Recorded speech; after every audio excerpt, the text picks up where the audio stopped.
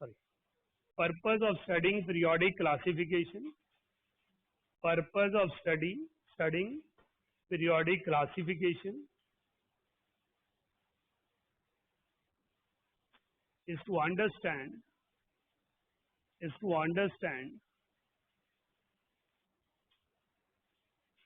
properties of various elements, properties of various elements.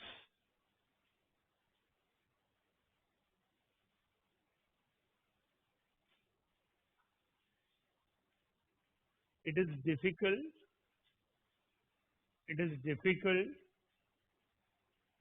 to remember properties of all elements. It is difficult to remember properties of all elements. So different efforts were made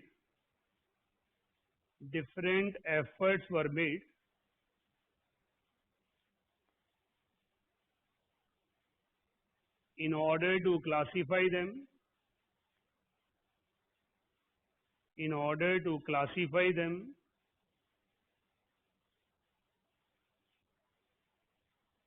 in groups and periods.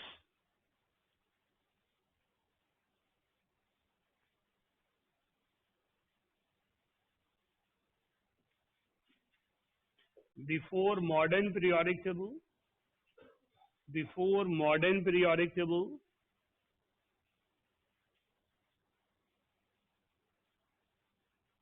all classifications were based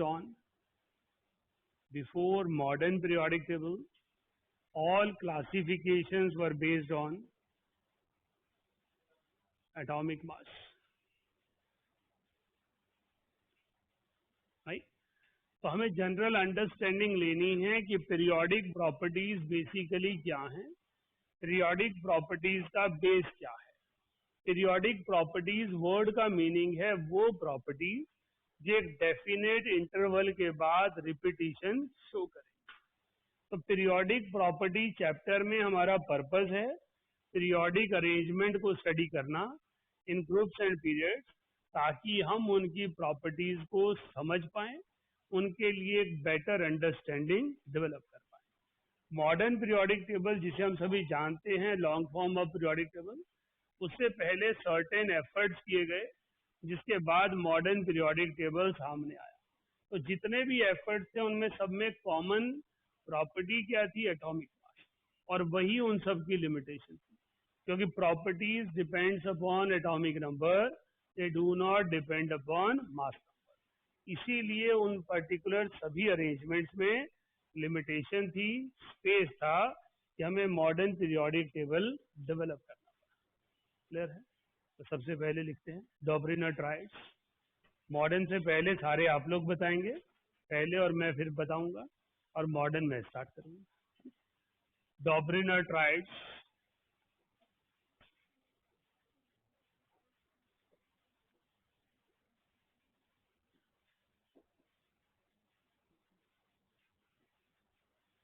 हाँ जी, कौन बता सकता है? बताओ.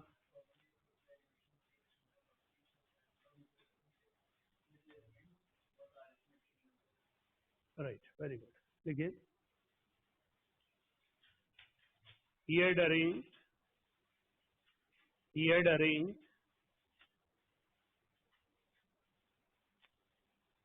elements in triads.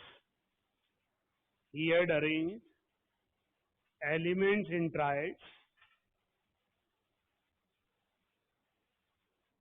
in such a manner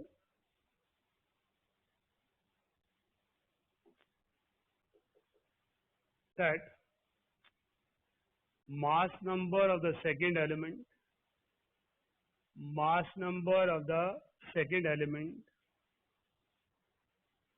is the average of mass numbers of first and third element.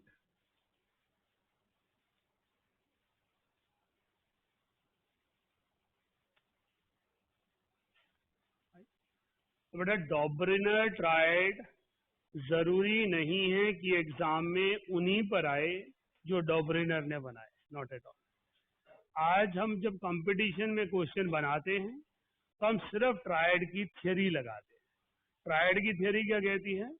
आप किन्हीं तीन elements को इस ढंग से सिलेक्ट कीजिए जहां फर्स्ट और थर्ड का मास नंबर सेकंड एलिमेंट का मास नंबर आ। अगर ऐसा होगा तो उनकी प्रॉपर्टीज सिमिलर, राइट? तो जिन एलिमेंट्स में ये अपीयरेंस आती है उनकी प्रॉपर्टीज सेम, राइट? तो हमारे पास जो डॉबरिनर कंसेप्ट था वो बहुत ही लिमिटेड एलिमेंट तक था। मुश्किल से 9-10 एलिमेंट उस टाइम जाने जाते थे जब डॉबरिनर ने ट्रायड डेवलप किया, और उसने उन एलिमेंट्स में क्लासिफिकेशन का मोड मास नंबर लिया। उसने कहा कुछ एलिमेंट्स की प्रॉपर्टीज तो स्टडी कर ही सकते हैं बाय यूजिंग ट्रायड, क्योंकि सोडियम का मास नंबर लिथियम और पोटाशियम की एवरेज है, तो lithium, sodium, potassium all have same chemical property. इसी तरह ब्रोमीन का मास नंबर क्लोरीन और आयोडीन की एवरेज है, तो इनकी प्रॉपर्टीज भी सेम ही हो, राइट? तो हमने लिखा है ये arrange elements in triad in such a manner that the mass number of second element is average of mass numbers of first and third. आगे लिखिए, in such conditions these elements have similar properties.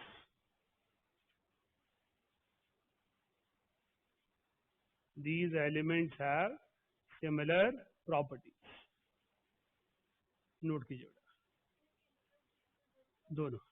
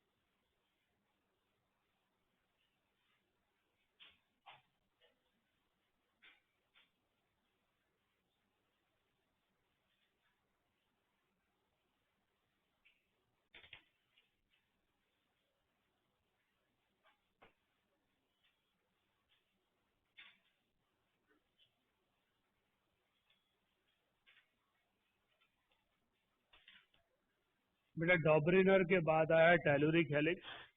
टेलुरिक helix को बहुत successful attempt नहीं मिला। टेलुरिक helix था कि उसने helical form में एलिमेंट्स को अरेंज किया, लेकिन उसके जो कॉइल की लेंथ है, कितने एलिमेंट्स लेने हैं, उसमें क्लैरिफिकेशन नहीं, इसलिए उसको एक्सेप्टेंस नहीं मिली। उसके बाद आ गए न्यूलैंड। तो न्यूलैंड्स लॉ ऑफ ऑक्टेव को हम स्टडी करते हैं। देखिए, Newlands law of Octave, Newlands law of Octave.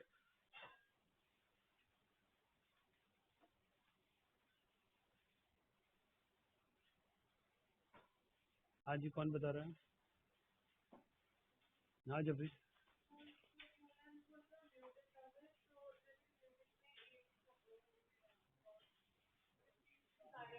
Hmm,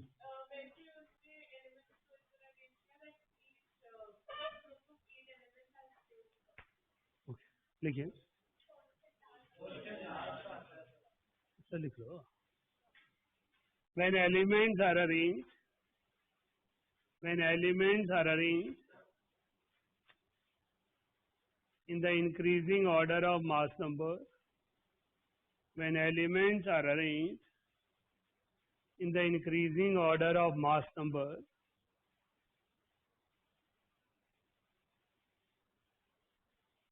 then every eighth element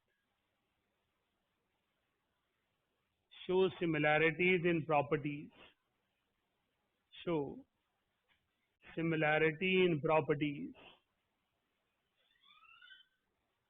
like musical note, like musical note.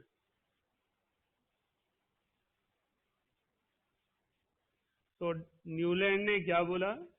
Newland law of Octave कहता है कि मैंने एलिमेंट्स को increasing order of mass number पे कैलकुलेट किया। आप किसी एलिमेंट से शुरू कर सकते हैं, चाहे नाइट्रोजन से शुरू कर लें, 1 2 3 4 5 6 7 8। तो जो भी एलिमेंट 8th नंबर पर आएगा उसके बाद उसकी प्रॉपर्टीज सेम हो जाएगी। तो न्यूलैंड्स लॉ ऑफ ऑक्टेव कहता है कि जब आप एलिमेंट्स को increasing order of mass number में अरेंज करते हैं तो every 8th element show similarities in properties to first.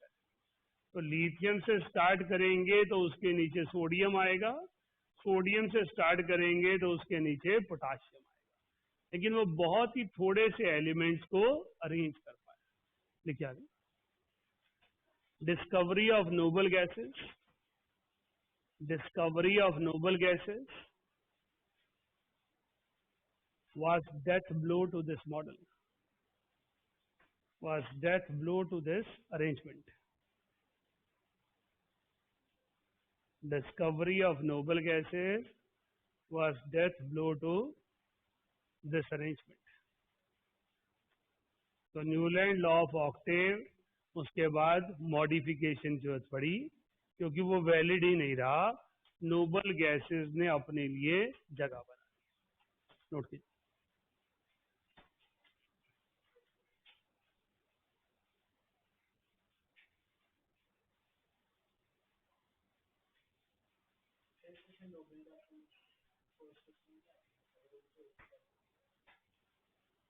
Noble gases late से फ्लोरीन के बाद आएगी नियॉन, राइट? तो जब नियॉन आएगी तो लिथियम के बाद 1 2 3 4 5 6 7 8, फिर मैं 9 पे आऊंगा, राइट? तो जो मॉडिफिकेशन होगी उसकी जरूरत है।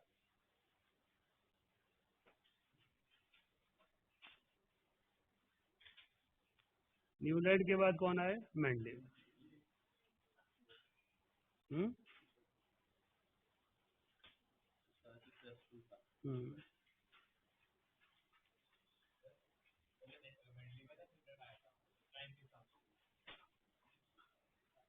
न्यूलैंड ही आया होगा, मुझे पता नहीं, मैंने क्रोनोलॉजिकल पढ़ा नहीं उसे।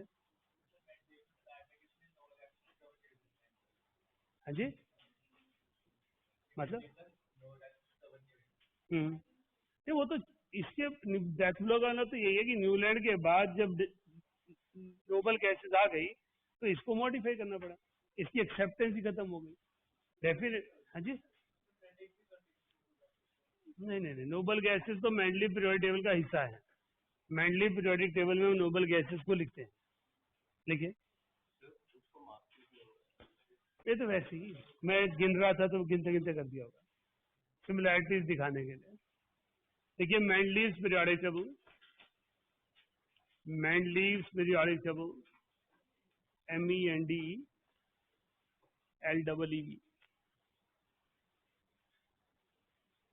इसके बारे में कौन बताएगा? आज बोलो, तो छोड़ा के बस।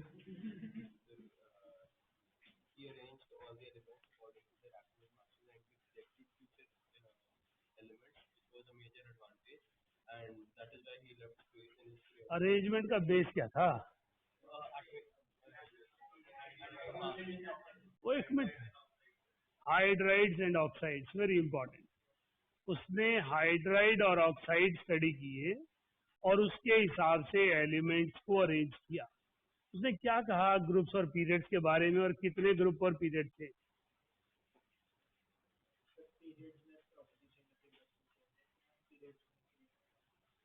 हाँ जी, तो मॉडर्न पीरियोडिक टेबल में भाई मेंडलीव को पता होता तो फिर जरूरत ही क्या होती मॉडर्न पीरियोडिक टेबल की? No, no idea. चलो फिर लिखो।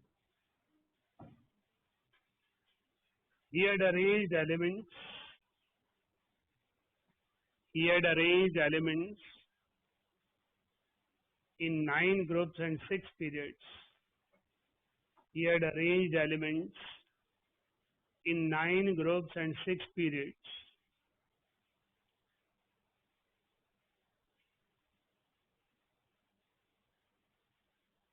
Arrangement of elements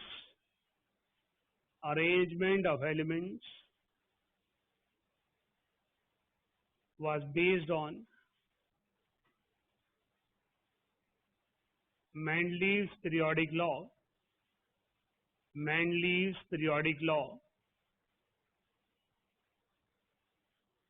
According to it,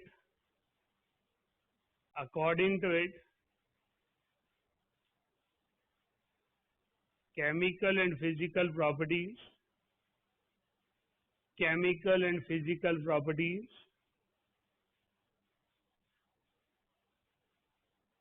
are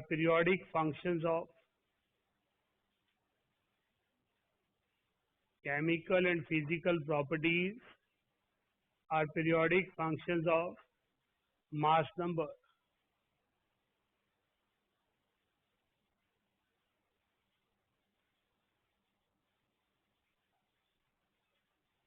Elements were classified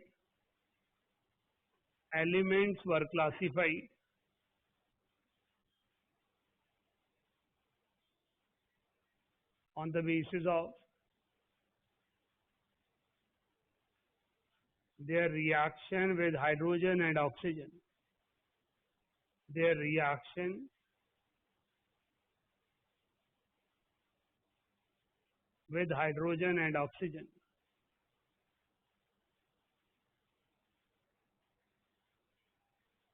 Noble gases were placed in zero group.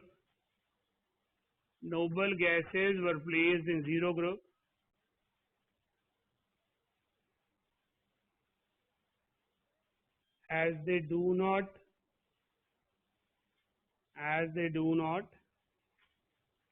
combine directly with hydrogen and oxygen.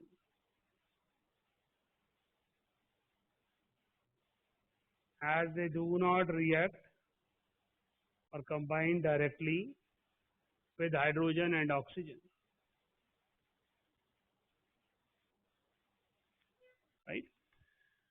तो बेटा हमारे पास मेंडलीव ने पीरियोडिक टेबल जब construct किया तो उसने increasing order of mass number में elements को अरेंज किया, लेकिन जब उसने ग्रुप्स और पीरियड बनाए तो ग्रुप्स और पीरियड के पीछे reaction with hydrogen and oxygen, hydrogen और ऑक्सीजन को उसने हाइड्रोजन और ऑक्सीजन के साथ कंबाइन करके उसने एलिमेंट्स को अलग अलग ग्रुप और पीरियड में क्लासिफाई कर। नेक्स्ट देखिए, मतलब हाइड्रोजन और ऑक्सीजन को नहीं, हाइड्रोजन और ऑक्सीजन के साथ उनके रिएक्शन को किया। हाइड्रोजन और ऑक्सीजन जो आएंगे वो तो मास नंबर के बेसिस पे प्लेस हो गए, राइट? लिखिए आगे। हाँ जी,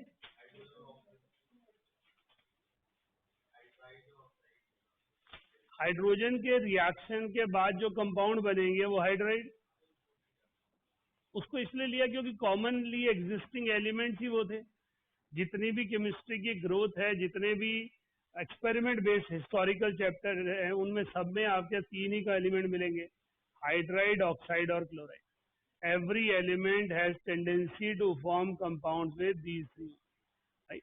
जितनी एटॉमिक मास की स्टडी है, हमने अभी तक atomic mass, average atomic mass, isotopic mass से लिया है, लेकिन basically atomic mass experimentally calculate कैसे किया जाता है? By hydrogen, oxygen and chlorine, right? So these are the basic scale जहां से हम स्टडी करते हैं। तो उसने उसी स्केल को यूज करते हुए स्टडी किया। लिखिए आगे।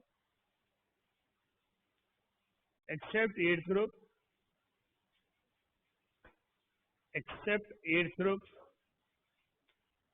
all other groups are divided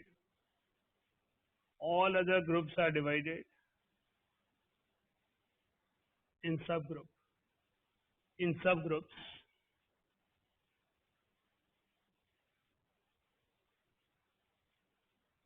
तो ये मेंडलीव पीरियोडिक टेबल है जिसमें उसने 0, 1st, 2nd, 3rd, 4th, 5th, 6th, 7th, 8th किया। तो 9 ग्रुप्स हैं और 6 पीरियड्स हैं। उसने पहले रिएक्शन करवाए हाइड्राइड से, 1 2 3 4 3 2 1 और फिर ऑप्शन से 1 2 3 4 5 6 7 8। तो जिनकी वैलेंसीज नियरली सेम आई उसको उसने इकट्ठे प्लेस कर दिया। जीरो ग्रुप में नोबल गैसेस थी, no place for hydride and oxide, और एट्थ ग्रुप में जितने एलिमेंट बच गए वो सारे डाल दिए, राइट। तो बात जो उसकी बेसिक क्लासिफिकेशन थी वो फर्स्ट ग्रुप से सेवंथ ग्रुप तक थी, राइट। फर्स्ट ग्रुप से सेवंथ ग्रुप तक सारे ग्रुप्स को सब ग्रुप ए और बी में डिवाइड किया गया। आज मॉडर्न स्कूलिंग में तो बहुत सारे सेक्शंस हो जाते हैं, बट जब मेंडलीव आए उस टाइम एजुकेशन सिस्टम में दो ही सेक्शन होते थे, ए और बी। ए उनके लिए जो ब्रिलियंट बच्चे हैं, बी उनके लिए जिन पे एक्स्ट्रा लेबर करने की जरूरत है टीचर। तो उसने भी कहा कि ए में वो एलिमेंट है जो एक्स्ट्रा ऑर्डिनरी ब्रिलियंट है, लिथियम सोडियम पोटाशियम रुबिडियम, और बी में वो है जो सुस्त रिएक्ट ही नहीं करते, सिल्वर गोल्ड कॉपर, राइट। तो जो बी है वो उन एलिमेंट्स के लिए जो रेडिली रिएक्ट नहीं करते, ए उनके लिए जो रेडिली रिएक्ट करते। तो जितना क्रिटिक्स है मेंडलीव का उसने यहीं से शुरू किया कि जब ये इतना ज्यादा कॉन्ट्रास्टिंग डिफरेंस है तो इनको एक ग्रुप में रखा क्यों, right. when there is no comparison between lithium and silver, no comparison between sodium and potassium, sodium potassium copper, आप सोडियम पोटाशियम को कितने भी कवर डाल के रख लो उन्होंने फिर भी रिएक्ट हो जाना, राइट। आप सोडियम के ऊपर प्लास्टिक की लेयर्स लगाओ 8-10, उसके उसे एक अंधेरे कमरे में अलमारी के सबसे नीचे डाल दो, फिर भी 4 दिन बाद निकालोगे अंदर गायब हो चुका होगा, you will not found anything, because that is the reactivity of. तो सोडियम पोटाशियम रुबिडियम जहाँ एक्सप्लोसिव मेटल हैं वहाँ सिल्वर कॉपर गोल्ड रिएक्ट ही नहीं करते। So how these two contrastingly different elements were placed together, right. उसका answer था on the basis of valency, क्योंकि दोनों की वैलेंसी हाइड्रोजन के साथ 1 है, दोनों की वैलेंसी ऑक्सीजन के साथ 1 है, इसलिए उनको इकट्ठे प्लेस कर दिया, राइट। देखिए एलिमेंट्स इन सब group A, elements in subgroup A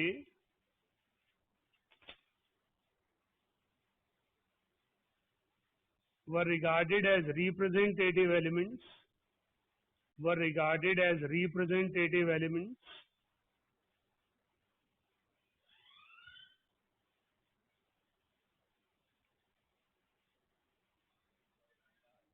representative elements as their properties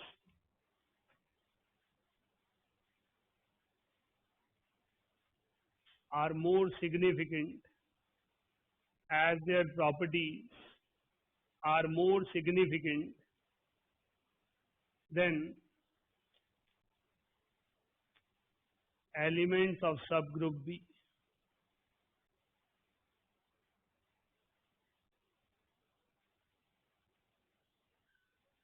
note कीजिए।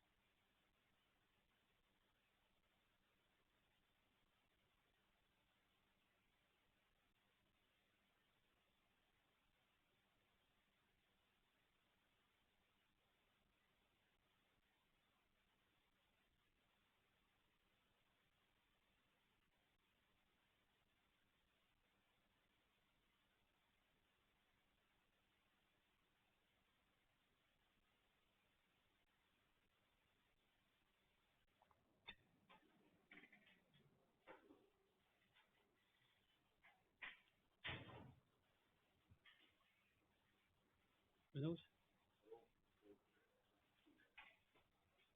क्या पूछना? MO2। ठीक है, इसलिए MO2 हो गया ना। M2O4 लिख सकते हो, पर वो एग्जिस्ट ही MO2 करता है ना, कार्बन है CO2।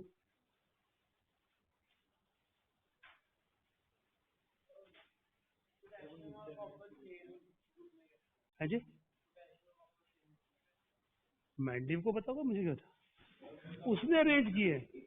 उसने कहा कि पोटाशियम की भी ऑक्साइड का फॉर्मूला M2O है और कॉपर का भी CO2 है जी, CO2O भी होता है, cuprous oxide and copper, cupric oxide, right. Silver का Ag2O, इसके बेसिस पर नहीं कटेगा।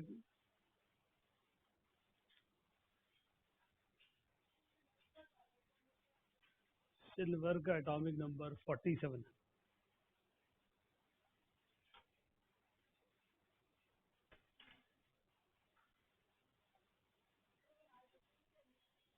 पीरियोडिक क्लासिफिकेशन समझनी है, कुछ याद करने की जरूरत नहीं पड़ती, खुद ही याद हो जाती है।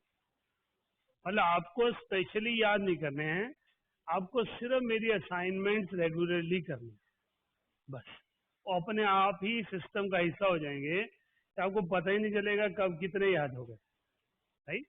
आपको conditionally competition point of view से माना जाता है कि एटॉमिक नंबर 36 तक सबको आने चाहिए, राइट। 20 तक सबको आते होते हैं, 21 से 30 फंस जाते हैं, 30 से 36 तो कभी कभी याद आते हैं, राइट। तो वो सारी चीजें खुद ब खुद याद हो जाएंगी, सारे आते हैं, पूरा पीरियड टेबल बाकी सारा आता है। गुड, चलिए। मतलब एटॉमिक नंबर नहीं चाहिए, अगर कोई नहीं दिया होगा तो आप दीदी को बोल के मुझसे पूछवा लेंगे, ठीक है। देखिए, advantages of Mendeley.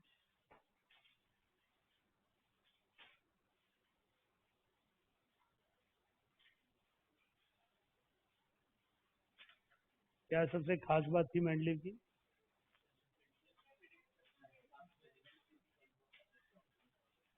Very good. है,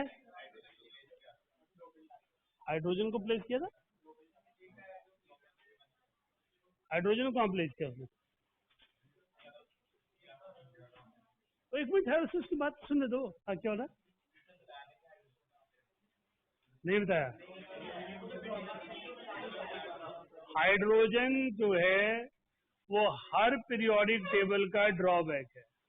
अगर मॉडर्न पीरियोडिक टेबल का कोई ड्रॉबैक है तो वो हाइड्रोजन है, राइट। आपके जो second part of the book है उसमें चैप्टर है हाइड्रोजन एंड इट्स कंपाउंड, अगला चैप्टर है एस ब्लॉक, उससे अगला पी ब्लॉक। तो एस ब्लॉक और पी ब्लॉक इकट्ठे हैं, हाइड्रोजन एंड इट्स कंपाउंड अकेला चैप्टर है और बाकी सब इकट्ठे हैं, राइट। तो हाइड्रोजन एक ऐसा एलिमेंट है जिसको मॉडर्न पीरियोडिक टेबल भी कंट्रोल नहीं कर सकता, राइट। तो मॉडर्न पीरियोडिक टेबल में एक ही लिमिटेशन लिखी जाती है, it can not give a finite position to hydrogen, right. उसकी प्रॉपर्टीज नहीं समझा सकता, प्लेस फिर भी दिया उसने, लेकिन प्रॉपर्टीज के बेस पर प्लेस नहीं, राइट। हाइड्रोजन को कहाँ रखा? अल्कली मेटल में। कहाँ अल्कली मेटल, कहाँ हाइड्रोजन, कोई कंपैरिजन ही नहीं, राइट। एक ही चीज का कंपैरिजन है, दोनों ही एक्सप्लोड करते हैं। This is the only comparison we can make between hydrogen and alkali metals. Rest एक नॉन मेटल है, एक मेटल है, कॉन्ट्रास्टिंगली डिफरेंट, राइट। है जी। हैलोजन के ऊपर कैसे रखता? हाइड्रोजन के पास पॉजिटिव ऑक्सीडेशन स्टेट है, कैथोड पे लिबरेट होता है, हैलोजन कैसे रखेगा? इसीलिए तो परेशानी है। वो कहता हाइड्रोजन जो है वो दोगला है। अल्कली मेटल क्या रखता हूँ, कहता है इसके साथ भी दोस्ती पक्की है। हेलोजन क्या रखता हूँ तो कहता है इसके भी दोस्ती पक्की है। इसलिए आपको जितने भी इंटरनेशनल ऑथर्स मिलेंगे जिनका टारगेट एकेडमिक स्टडी नहीं है, वो हाइड्रोजन को ऐसे बीच में हैंग कर देते हैं कि ना यहाँ जा सकता है ना यहाँ जा सकता है, मुझे पता नहीं, बीच में कहीं पड़ा है, इसकी प्रॉपर्टी किसी से मैच नहीं, राइट। देखिए, number one, he had corrected mass numbers of he had corrected mass numbers of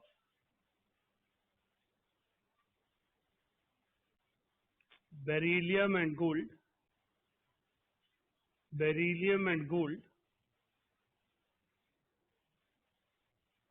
by using concept of beryllium and gold by using concept of equivalent weight by using concept of equivalent weight।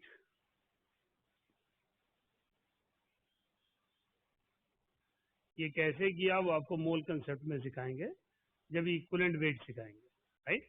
हम मोल concept में जब experimental methods to calculate atomic weight पढ़ेंगे तो उसके अंदर समझेंगे कि Mendeleev ने कैसे एटॉमिक वेट्स की करेक्शन की।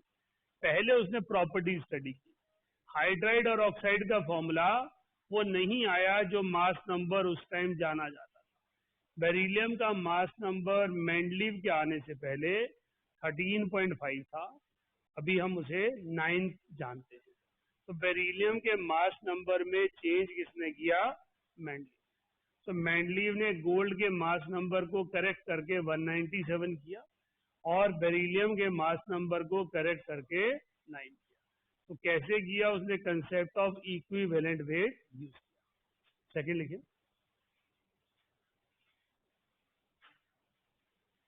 he had left spaces for certain elements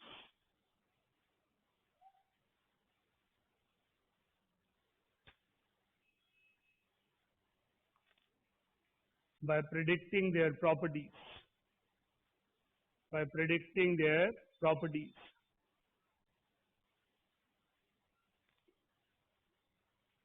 he had used the prefix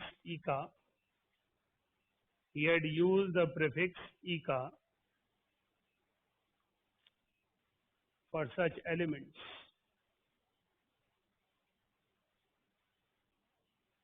ईका मतलब सिमिलैरिटीज, नियरली सेम, राइट। तो अभी जो है ईका के नाम से बच्चों को याद रहता है गैलियम और जर्मेनियम, है ना। ईका एल्यूमिनियम मतलब गैलियम, ईका सिलिकॉन मतलब जर्मेनियम। लेकिन आप समझ लीजिए एंट्रेंसेस में ये जरूरी नहीं है कि यही दो आए। ईका मैंडलीव का स्टैंडर्ड बिहेवियर है, इसलिए अब वो किसी भी एलिमेंट के साथ ईका लगा के दे देते हैं। ईका का मतलब उसके नीचे वाला एलिमेंट ढूंढना है, right.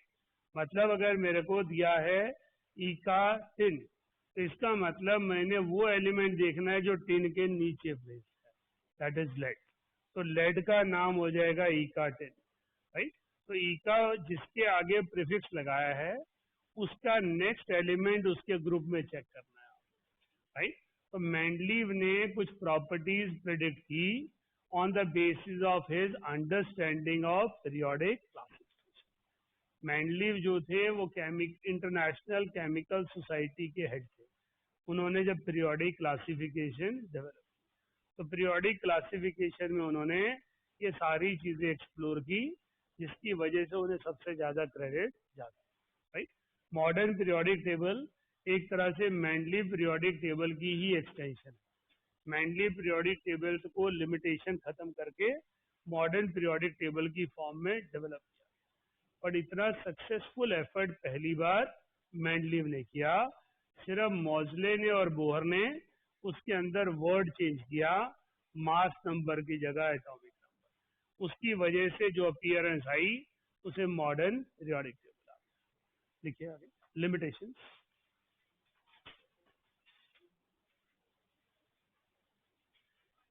He had placed elements, कुछ ना कुछ, he had placed elements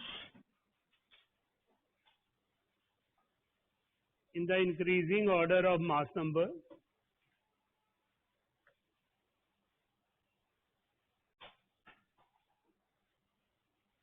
but there was no place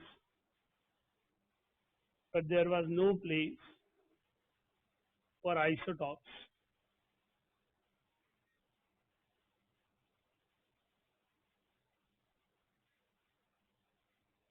as their chemical properties are same.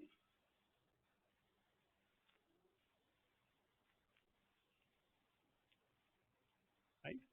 तो हमारे पास आइसोटॉप्स के मास नंबर अलग हैं, मास नंबर के हिसाब से उसने एलिमेंट अरेंज किए।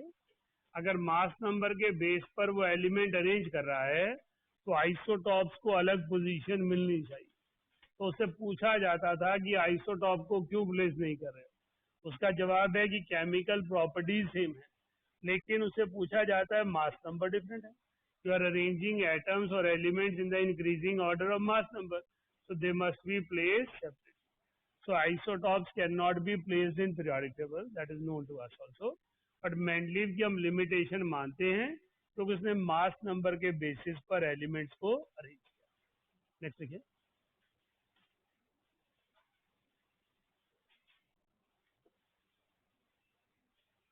his periodic arrangement has some anomalous pairs.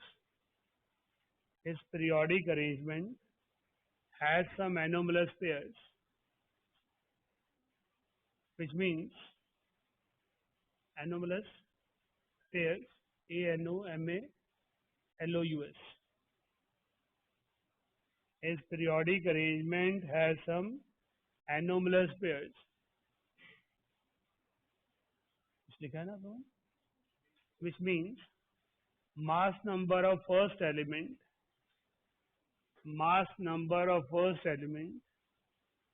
is more than second. Mass number of first element is more than second. तो उससे पूछा गया कि जो नेक्स्ट एलिमेंट है उसका मास नंबर कम है, फिर भी आपने ये अरेंजमेंट किया। तो उसका जवाब था कि हाइड्राइड और ऑक्साइड की प्रॉपर्टी के बेस पर किया, ये एक्सेप्शन है, राइट। तो उसने बेसिकली एलिमेंट्स मास नंबर के अरेंजमेंट में किए, मास नंबर के ऑर्डर में किए, उसकी वजह से ये एक्सेप्शन अपीयर हो। हमने कहा जो पहले एलिमेंट है उसका मास नंबर कम होना चाहिए, जो बाद में एलिमेंट है उसका मास नंबर ज्यादा होना चाहिए। जो लिमिटेशंस और एडवांटेजेस मैंने आपको लिखवाई हैं वो जनरलाइज्ड है, जिसका मीनिंग है कि जरूरी नहीं है कि एग्जाम में कोई क्वेश्चन ऐसा आए जो उन साइंटिस्ट के पीरियोडिक टेबल में हो ही, उनके सिर्फ कंसेप्ट को लिया जाएगा। ट्राइड्स मीन्स कोई भी 3 एलिमेंट पकड़े जा सकते हैं जिनकी प्रॉपर्टी सिमिलर हो और फर्स्ट और थर्ड का मास नंबर का एवरेज सेकंड आ जाए। वो डॉबरिनर के टाइम में डिस्कवर्ड थे या नहीं, उस टाइम ये काउंटर करने नहीं बैठना, ये डॉबरिनर में तो पढ़े ही नहीं थे हम, राइट। क्लियर हो गया। उसी तरह ई का वर्ड जो है वो मेंडलीव का पेटेंट एक तरह से, उसके बाद उसने जो लिख दिया हमने उसके बेस पर बहुत सारी एप्लीकेशंस बना दी। तो ईका का मतलब है जो भी एलिमेंट लिखा है उसके सिमिलर एलिमेंट नेक्स्ट में आएगा, तो किसी को भी लिखा जा सकता है। इसी तरह एनोमलस पेयर वैसे तो 2-3 ही थे मेंडलीव में, इसके अलावा निकल कोबाल्ट थे, लेकिन फिर भी हम किसी को भी लिख सकते हैं जिसमें पहले वाले एलिमेंट का मास नंबर ज्यादा हो और बाद वाले का मास नंबर कम, राइट। इन दो को तो लिख दीजिए, argon and potassium, tellurium and iodine.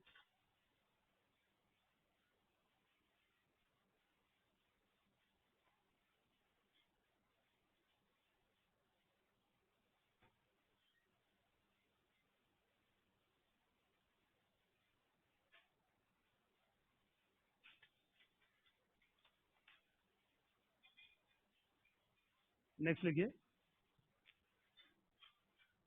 Lothar Meyer curves.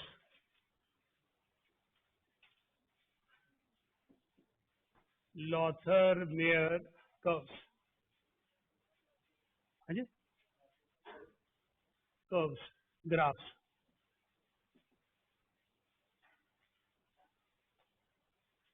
इसके बारे में नहीं पढ़ा है तो तुम्हारी शक्लें बता रही हैं, राइट। लॉथर मेयर कर्व भी छोटी क्लासेस में पढ़ाने चाहिए। लॉथर मेयर को पढ़ाते हुए याद आ जाती है हिस्ट्री, क्योंकि मेंडलीव ने धोखा दिया बेचारे को, राइट। मेंडलीव केमिकल सोसाइटी का हेड, लॉथर मेयर ने जिस दिन अपना पीरियोडिक टेबल उसे सबमिट किया, क्योंकि उसके अप्रूवल के बिना अप्रूवल होनी नहीं है, तो मेंडलीव का पीरियोडिक टेबल फाइनल स्टेजेस में था, तो उसको लगा लॉथरमेयर पहले पब्लिश कर दिया तो उसकी सारी मेहनत बेकार हो गई। उसने अपने पीरियोडिक टेबल के पब्लिश होने के 2 साल बाद लॉथरमेयर पब्लिश किया, जबकि लॉथरमेयर के कर्व में एक भी लिमिटेशन नहीं, नो लिमिटेशन। जो अरेंजमेंट लॉथरमेयर ने दिया वो टिल डेट वही फॉलो होता है, राइट। मॉडर्न पीरियोडिक टेबल में सारा अरेंजमेंट वही है जो लॉथरमेयर का है, राइट। लेकिन लॉथरमेयर का पीरियोडिक टेबल पब्लिश हुआ आफ्टर मेंडलीव, राइट, क्योंकि मेंडलीव के हाथ में था इसे पब्लिश कब करना है, राइट। तो वो अपनी मेहनत क्यों खराब करेगा, उसने भी बड़े सालों से काम कर रखा था। तो उसको जब पता चला, लॉथरमेयर ने जब डिस्कशन की उससे आकर, उसे पता था सब कुछ सही है, यही सारी चीजें तो मैं लिखने वाला हूँ, तो उसने उसको 2 साल डिले कर दिया, राइट। तो लॉथरमेयर बाद में पब्लिश हुआ। देखिए सभी बड़े बड़े लोगों के साथ ऐसी स्टोरी चलती है ना। शेक्सपियर के स्टोरी में यही है, शेक्सपियर के कितने सारे प्ले हैं जो उसने चुराए हुए हैं, राइट। जिसको जिसको क्रेडिट मिलना चाहिए था उसे उसने मार ही दिया, गायब ही कर दिया और अपना नाम कर दिया है। हाँ,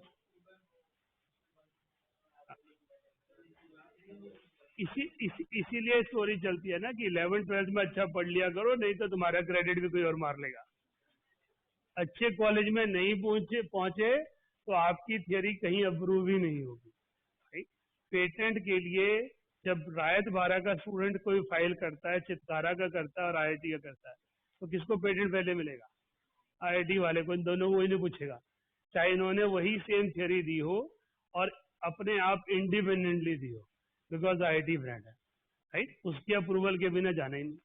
जो इंटरनेशनल अथॉरिटीज है वो भी कहेंगी कि आपको पहले इंडियन यूनिवर्सिटी से अप्रूव कराना पड़ेगा, और किससे अप्रूव कराएंगे, उसने तो पहले ही अपने कर रखा है, तो ऑटोमेटिकली वो पीछे, राइट। बड़ी मुश्किल से आज की डेट में साइंटिफिक वर्ल्ड में बहुत सारी चीजें पेटेंट्स के ऊपर बेस्ड हैं, और सारे इंजीनियरिंग कॉलेज यही लिखते हैं हमने इतने पेटेंट्स करवा लिए, राइट। चित्कारा को एक पेटेंट अभी लेटेस्ट जो मिला था डाइलेक्ट्रिक्स पे था, और डाइलेक्ट्रिक्स पे पेटेंट उस लड़की की वजह से मिला जिसने जाना आईआईटी था पर 11वीं 12वीं बर्बाद की हुई चित्कारा पहुंची मेरी स्टडी। अभी भी चित्कारा स्टार्टिंग में उसकी फोटो दिखाता है।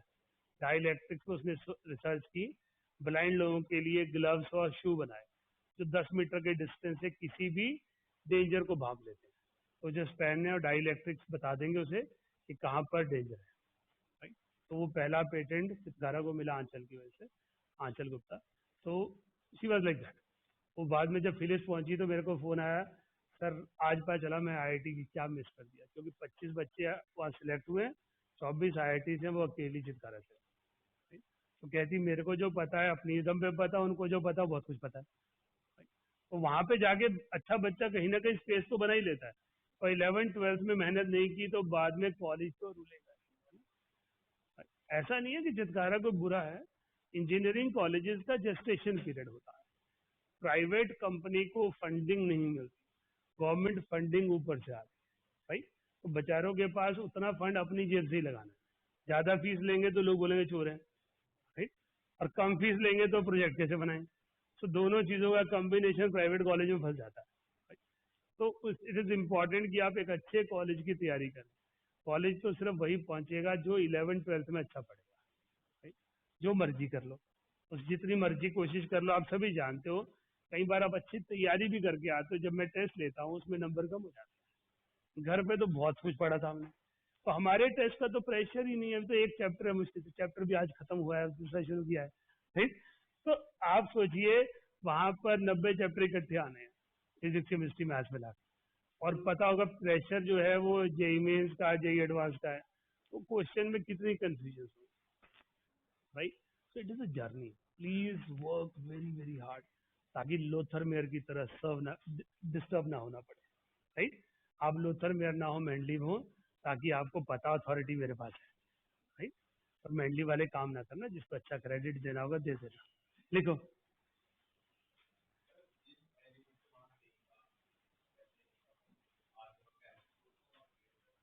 आर्गन और कैल्शियम के आइसोटॉप्स के हिसाब से उसने अरेंज कर दिया ना, आइसोटॉपिक एबंडेंस के बेसिस पर। तो कैल्शियम तो आएगा ही बाद में, बीच में पोटाशियम है, तो ही कैन नॉट अरेंज, पहले आर्गन है फिर पोटाशियम फिर कैल्शियम, तो पोटाशियम और कैल्शियम कंपेयर करेंगे, आर्गन और कैल्शियम कंपेयर नहीं करेंगे, देखिए, these curves were plotted. These curves were plotted between atomic volume and atomic weight. Atomic volume and atomic weight.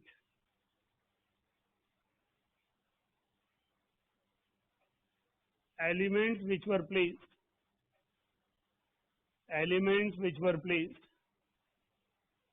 on the same positions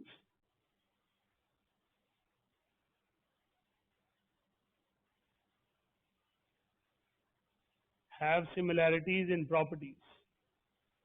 Have similarities in properties.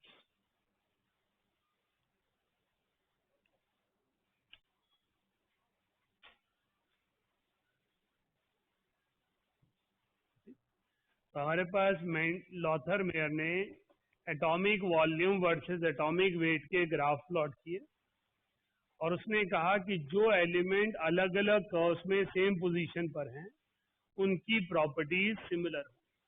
तो सभी curves में top पर कौन है? Alkali metals, क्योंकि alkali metal का size पूरे periodic table में सबसे बड़ा होता है, तो उसका वॉल्यूम सबसे बड़ा होगा। असेंडिंग पार्ट में नोबल गैसेस और हेलोजेंस आते हैं, तो हीलियम, नियॉन, आर्गन, क्रिप्टॉन, और डिसेंडिंग पार्ट में रेस्ट मेटल आते हैं, तो beryllium, magnesium, calcium and strontium. D block जो है वो नियरली सेम रेडियस के लिए जाना जाता है, तो वो इकट्ठा एक जगह पर आता है। तो हमसे लोथर मेयर पे है, ये तो उसकी स्टोरी थी, और हमसे क्वेश्चन क्या पूछेंगे? लोथर मेयर कर्व में अल्कली मेटल्स कहाँ place on the peaks of the curves, right? और अल्कलाइन अर्थ मेटल कहाँ है? डिसेंडिंग में। हेलोजन और नोबल गैसेस कहाँ है? असेंडिंग में। और डी ब्लॉक कहाँ पर है?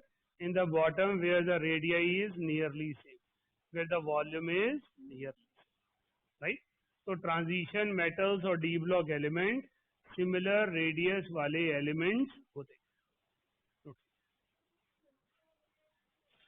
इरेगुलर ही हैं, अलग अलग एलिमेंट्स है ना, वो तो मैंने वैसे ही बनाया, वो स्मूथ आएगा, ये ऐसे आएगा।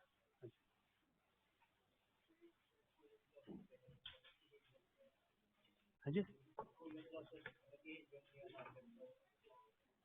कूलम्ब्स लॉ से क्या बनाएगा?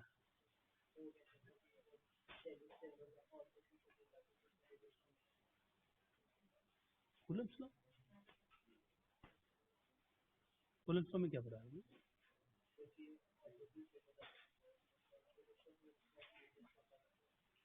अच्छा, इस रिस्पेक्ट में पढ़ाया होगा, मुझे नहीं पता कैसे। ऑर्बिट्स फिल्ड हो जाते हैं, छोटा हो जाता है,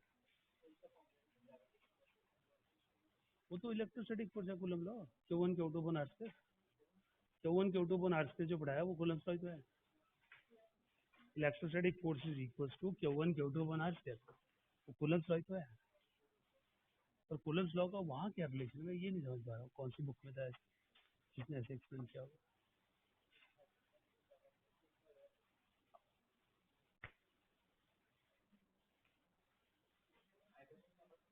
हाँ जी, हाइड्रोजन नीचे स्टार्टिंग, हाइड्रोजन, हीलियम, लिथियम, मैंने सिर्फ वो बनाया ना जो काम के हैं, हमसे किसी ने पूछना तो है नहीं, और इकड़े बनाने कौन है? हमें तो ये पता होना चाहिए पीक पे क्या है, डिसेंडिंग, असेंडिंग और डी ब्लॉक है। मैंने कोई ऐसा भी नहीं कि करेक्टिव बनाया हो, मैं तो सिर्फ रैंडमली ऐसे ही बना दिया कि आपको पीक और असेंडिंग डिसेंडिंग बता दूं।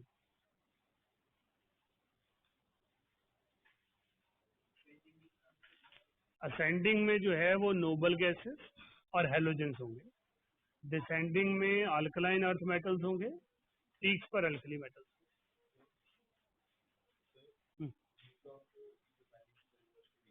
हाँ जी, उसमें भी आएगा डी ब्लॉक, वो तो डी ब्लॉक तो सही में आएगा ना, 3 सीरीज है ना।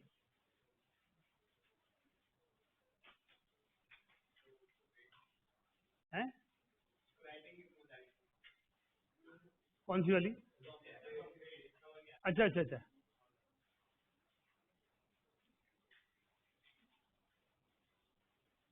मैं सोचा वेट से कहीं ग्राफ गिर रहा है, समझ नहीं आया मुझे, वेट ज्यादा डाल दिया। हाँ जी, अल्कलाइन।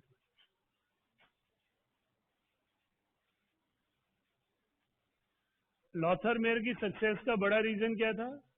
उसने फिजिकल प्रॉपर्टी को फिजिकल वेरिएबल दिया। बाकी सबकी लिमिटेशन क्या थी? वो केमिकल प्रॉपर्टी को फिजिकल वेरिएबल दे रहे थे। अब वॉल्यूम तो डिपेंड ही मास पे करेगा। So atomic volume versus atomic weight plot किया तो डेफिनेटली जो ऑब्जर्वेशन आएगी वो सही आएगी। So atomic volume versus atomic weight we have similar observation. बिल्कुल। केमिकल प्रॉपर्टीज हैं हाइड्राइड, ऑक्साइड, और फिजिकल वेरिएबल क्या है? Mass number. उन सब ने इस सबसे लॉथर में तक हर पीरियोडिक क्लासिफिकेशन में मास नंबर है कि properties are dependent upon mass number. लेकिन केमिकल प्रॉपर्टीज मास नंबर पे डिपेंड नहीं करती, वो एटॉमिक नंबर पे डिपेंड करती है।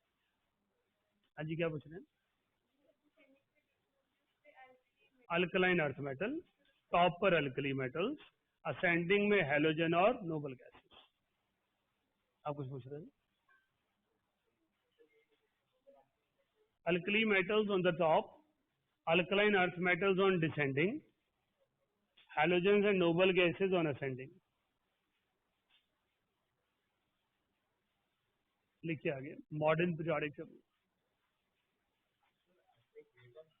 एटॉमिक वेट, मास और वेट केमिस्ट्री में सेम ही होता है, फिजिक्स से ग्रेविटी मत लगाओ, राइट? केमिस्ट्री के लिए वेट और मास सेम है क्योंकि हम माइक्रोस्कोपिक ऑब्जेक्ट्स की बात करते हैं जिस पर ग्रेविटेशनल लॉ नहीं लगते। हम दोनों को वाइस वर्सा कैसे भी लिख देते हैं। देखिए modern periodic table,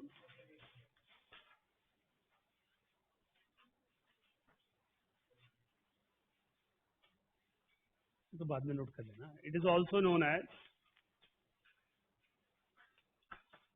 long form of periodic table. It is also known as long form of periodic table.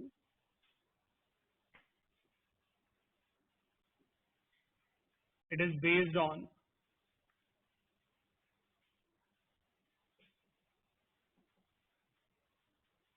modern periodic law. It is based on modern periodic law given by Moseley. Modern periodic law given by Moseley. According to it, according to modern periodic law, according to it, chemical and physical properties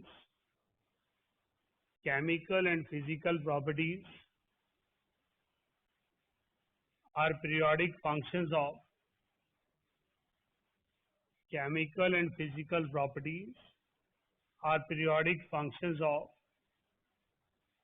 atomic number.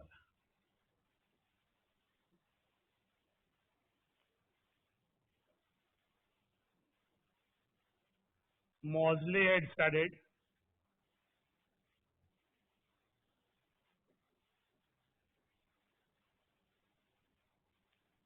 frequency of radiations emitted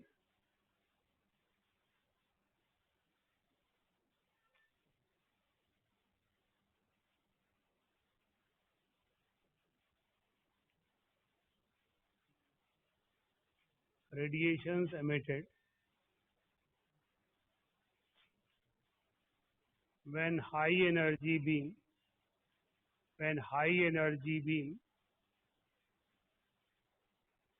strikes an element.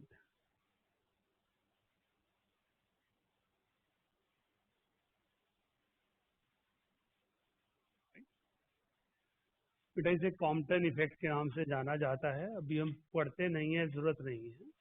Compton effect कहता है x ray या high beam energy beam जब एक metal surface से जाकर टकराती है, उसकी वजह से मेटल में से कुछ एनर्जी रेडिएशंस एमिट आउट, वो एनर्जी रेडिएशंस की फ्रीक्वेंसी एटॉमिक नंबर पर बेस्ड है, ऐसा मॉजले ने प्रूव किया। केमिकल प्रॉपर्टीज एटॉमिक नंबर पर बेस्ड है, वो पता चल चुका था मॉसले के टाइम पर। फिजिकल प्रॉपर्टी फ्रीक्वेंसी भी बेस्ड है, वो उसने पता लगाया। तो उसने कहा physical and chemical properties are periodic functions of atomic number. तो मेनली पीरियोडिक लॉ और मॉडर्न पीरियोडिक लॉ में सिर्फ लास्ट के वर्ड का डिफरेंस है। एक कहता है on the basis of mass number, एक कहता है on the basis of atomic number. तो मॉसले ने एक इक्वेशन दी, root of frequency equals to a into z minus b. A और बी आर सर्टेन कांस्टेंट जिनकी कोई वैल्यू नहीं है, अब कांस्टेंट वैल्यू नहीं है, तो न्यूमेरिकल्स अगर आएंगे तो वो आपको वैल्यूज देंगे, ए और जेड, ए और बी डालेंगे, राइट। मॉसले पे वैसे कोई न्यूमेरिकल नहीं आते, सिर्फ मॉसले इक्वेशन पूछी जाती है कि क्या है। तो उसने फ्रीक्वेंसी ऑफ रेडिएशन को स्टडी